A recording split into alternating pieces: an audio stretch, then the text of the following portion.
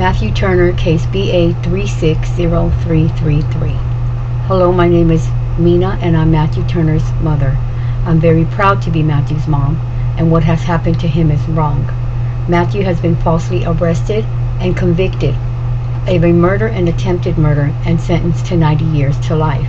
He did not commit these crimes, and everyone knows who did it. As a mother, this hurts tremendously. Having to go see my son behind bars for something he didn't do is heartbreaking. Yesterday was especially hard, knowing that he will be going to prison any day now. How do I protect him? How do I calm his fears? All I can do is tell him that God is with him always.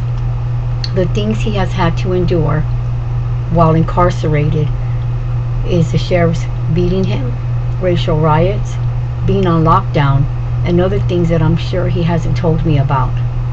I cry every day for my son, every day, knowing that he did not do this, but he has to pay for this. Where is the justice in this? The LAPD knows that my son didn't do this. There were 4 anonymous phone calls that came into the police station naming someone else. All 4 named the same person, not Matthew. Also, there is a taped interview with someone who got arrested in which he names the same persons as the calls do. The person named has never been questioned or interviewed by the LAPD regarding the phone calls or the taped interview. This crime happened at approximately 12:20 in the afternoon. Matthew checked in with his probation officer at 1:01 in the afternoon for a random drug test. His probation officer testified that if anything was out of character for Matthew, whether he was nervous, anxious, sweating, he would have noted it. Matthew was terminated early from probation due to the fact that he complied with all the requirements, getting a high school diploma, completing a gang intervention program, a drug program, and community service. He is not a murderer. Matthew's dad has had past run-ins with the law. Some of these run-ins have resulted in filing numerous complaints on different police officers in the Northeast Station.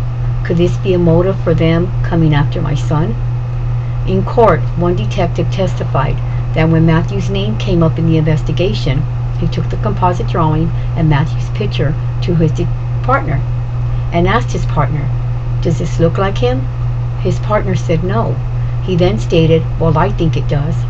This is the same detective who manipulated a witness to change what she wrote on an admission form after she pulls out a cell phone in an ID interview and takes a picture of a 6-pack that has Matthew's picture in it. She is obviously coached. The process in which these detectives used to have my son pay for this crime is in itself criminal. They should be prosecuted themselves, but that's another matter altogether and will be looked into. There are already formal complaints on 3 detectives on how they conducted this investigation.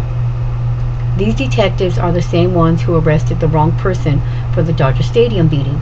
They were so sure they had the right person then, didn't they? There were 2 trials. The first trial ended in a 10-2 for the defense. It was later learned by an alternate juror that the initial vote for the second trial was 9-1 to acquit. There was nothing new in the second trial except 2 new witnesses that the DA withheld info about the relocation and payment of these witnesses to the defense. Arlene Binder was a defense attorney in both trials.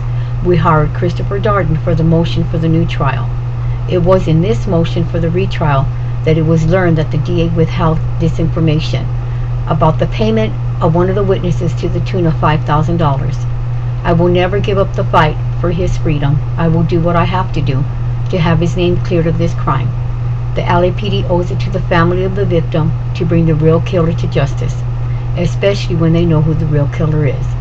The victim's family deserves the right person to pay for this. Matthew's not that person. Matthew's a good son, and I'm very proud of him and the man he has become. I will not let my son go to prison for the rest of his life for a crime he didn't commit. He is not alone. Those who love him are doing the time as well. We are not physically there with him, but our thoughts, hearts, and prayers are with him every single second he is away from home. He will be home one day soon. Our God still does miracles today. we will be waiting for ours. We need your help to bring justice and freedom for Matthew. If you are an investigative reporter, please feel free to contact us or our attorney, Christopher Darden. I thank you very much for your time, and I appreciate your concern in this matter.